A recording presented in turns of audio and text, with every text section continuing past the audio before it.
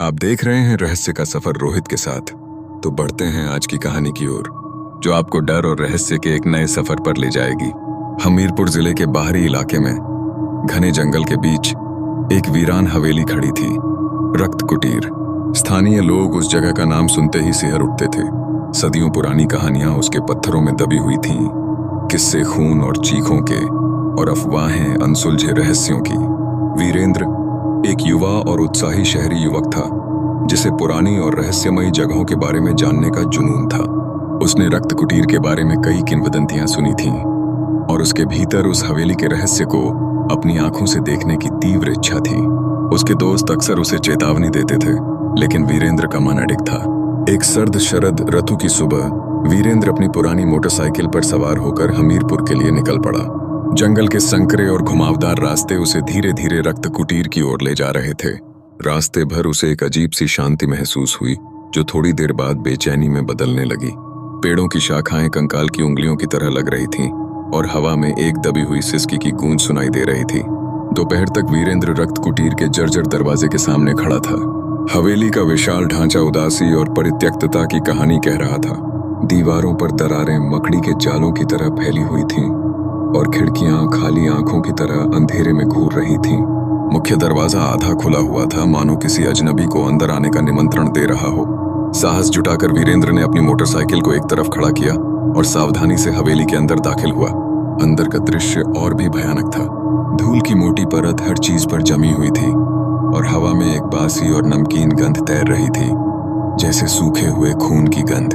Furniture अस्त व्यस्त पड़ा था, मानो किसी भयानक संघर्ष के बाद छोड़ दिया गया हो। वीरेंद्र ने अपने मोबाइल फोन की टॉर्च जलाई और धीरे धीरे आगे बढ़ने लगा। पहली मंजिल पर उसे एक बड़ा सा हॉल मिला, जिसकी दीवारों पर धुंधले चित्र और अजीबोगरीब आकृतियां बनी हुई थीं। एक कोने में एक पुराना पियानो पड़ा था, जिसके कुछ तार टूटे हुए थे। अचानक हवा का एक झोंका आया और पियानो के टूटे हुए तारों से एक कर्कश ध्वनि निकली, जिससे वीरेंद्र चौंक गया। उसने अपने डर को काबू में किया और दूसरी मंजिल की ओर बढ़ा। सीढ़ियां जर्जर थीं और हर कदम पर चरमरा रही थीं। दूसरी मंजिल पर कई कमरे थे, जिनके दरवाजे या तो खुले थे या टूटे हुए थे। एक कमरे में उसे एक पुरानी डायरी मिली, जिसके पन्ने पीले पड़ चुके थे। उत्सुकतावश वीरेंद्र ने उसे खोलकर पढ़ना शुरू किया। डायरी किसी माधवी देवी की थी, जो लगभग 100 साल पहले इस हवेली में रहती थी। उनकी लिखावट में एक गहरा दुख और डर झलकता था। शुरुआती पन्नों में उन्होंने अपने पति जमींदार सूरज सिंह और अपने सुखी वैवाहिक जीवन का वर्णन किया था, लेकिन जैसे जैसे पन्ने पलटते गए, कहानी में अंधेरा छाने लगा। माधवी ने लिखा था कि सूरज सिंह का स्वभाव धीरे धीरे बदल रहा था। वह रात रात भर गायब रहने लगे थे, और जब लौटते थे तो उनकी आंखों में एक अजीब सी खालीपन होता था। हवेली में अजीबोगरीब आवाजें सुनाई देने लगी थीं, और नौकर चाकर डर के मारे भागने लगे थे। एक रात माधवी ने सूरज सिंह को हवेली के गुप्त तहखाने में जाते हुए देखा। जिज्ञासावश वह चुपके से उनके पीछे गई, और जो उसने देखा वह उसकी रूह कंपा गया। तहखाने में एक वेदी बनी हुई थी, जिस पर खून के धब्बे थे, और सूरज सिंह एक भयानक दिखने वाली मूर्ति के सामने अजीबोगरीब मंत्र पढ़ रहे थे। माधवी को पता चला कि सूरज सिंह एक प्राचीन और दुष्ट शक्ति की पूजा कर रहे थे, जिसके बदले में वह अपार शक्ति और धन चाहते थे। लेकिन उस शक्ति की कीमत बहुत भयानक थी। उसे हर पूर्णिमा की रात को एक निर्दोष की बलि चढ़ानी पड़ती थी। माधवी ने अपनी डायरी में लिखा था कि वह इस भयानक रहस्य को उजागर करने की कोशिश कर रही थी, लेकिन सूरज सिंह को शक हो गया था। आखिरी पन्ने पर उसने लिखा था, मुझे डर है कि अब मेरा अंत निकट है। वह जानता है कि मुझे सब पता चल गया है। भगवान मेरी रक्षा करें। उसके बाद पन्ना खाली था, सिवाय एक बड़े से खून के धब्बे के। डायरी पढ़कर वीरेंद्र का शरीर डर से सुन्न हो गया। उसे एहसास हुआ कि रक्त कुटीर की कहानियां सच थीं, और वह एक ऐसी जगह पर खड़ा था जहां भयानक अत्याचार हुए थे। अचानक उसे नीचे हॉल से एक धीमी और दर्द भरी सिसकी सुनाई दी। वीरेंद्र ने डरते डरते टॉर्च की रोशनी नीचे की ओर की। हॉल खाली था, लेकिन सिसकी की आवाज अभी भी आ रही थी, जैसे वह दीवारों से गूंज रही हो। उसने धीरे धीरे सीढ़ियां उतरना शुरू किया। हर कदम पर उसकी धड़कन तेज होती जा रही थी। जैसे ही वह हॉल में पहुंचा, हवा में ठंडक बढ़ गई। उसे ऐसा महसूस हुआ जैसे कोई उसे देख रहा हो। अचानक पियानो के टूटे हुए तार फिर से बज उठे, इस बार एक धीमी और करुण धुन में। वीरेंद्र डर के मारे पीछे हट गया। तभी उसने हॉल के एक कोने में एक धुंधली सी आकृति देखी। वह एक महिला की आकृति थी जो सफेद रंग के पुराने कपड़ों में लिपटी हुई थी।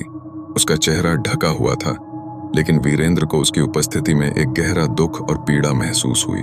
आकृति धीरे धीरे वीरेंद्र की ओर बढ़ने लगी। सिसकी की आवाज अब और तेज हो गई थी, जैसे वह महिला किसी भयानक दर्द से कराह रही हो। वीरेंद्र डर के मारे अपनी जगह पर जम गया। हिलने डुलने की भी हिम्मत नहीं हो रही थी। जब वह आकृति उसके करीब पहुंची तो उसने धीरे से अपना हाथ उठाया। वीरेंद्र ने डर के मारे अपनी आंखें बंद कर लीं, लेकिन उसे कोई स्पर्श महसूस नहीं हुआ। जब उसने धीरे से अपनी आंखें खोलीं तो वह आकृति गायब हो चुकी थी, लेकिन सिसकी की आवाज अभी भी हवा में गूंज रही थी। वीरेंद्र समझ गया कि यह माधवी देवी की आत्मा थी जो उस हवेली में कैद थी और अपनी भयानक मौत का इंसाफ चाहती थी।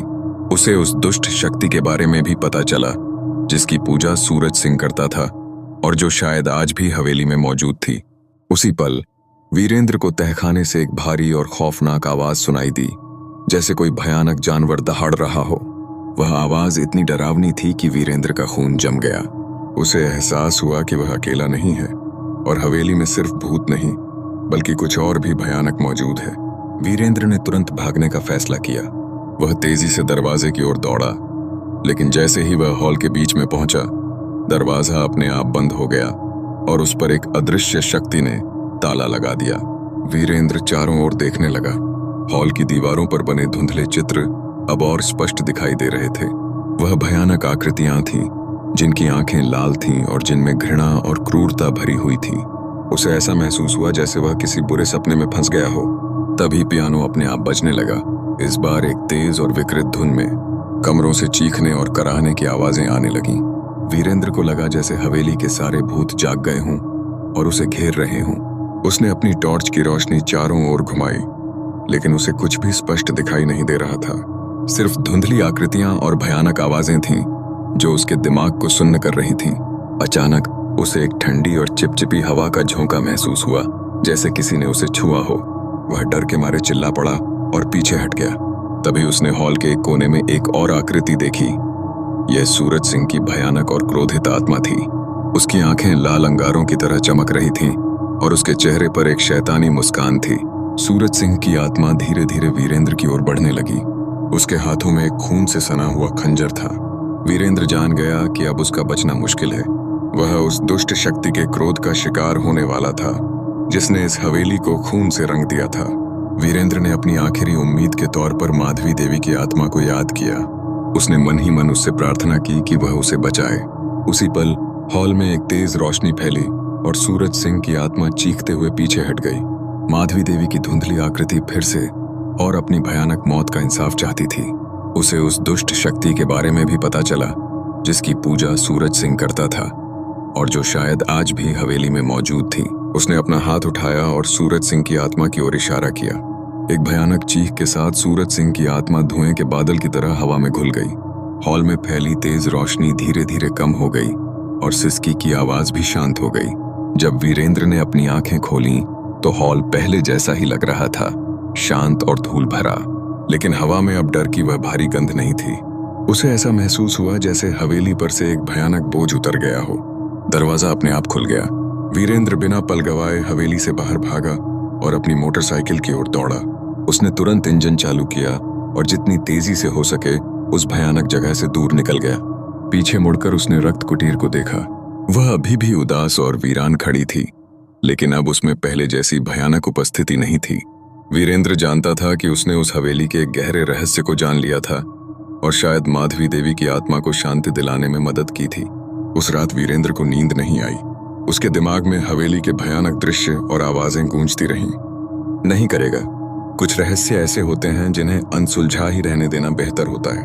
लेकिन रक्त कुटीर की कहानी वीरेंद्र कभी नहीं भूल पाया। वह जानता था कि उस वीरान हवेली की दीवारों के पीछे एक भयानक इतिहास छुपा हुआ था और उस रात उसने उस इतिहास के एक दर्दनाक अध्याय का अनुभव किया था। और उसे यह भी पता था कि भले ही सूरज सिंह की दुष्ट आत्मा नष्ट हो गई थी, लेकिन रक्त कुटीर का रहस्य हमेशा के लिए उस जमीन पर छाया रहेगा।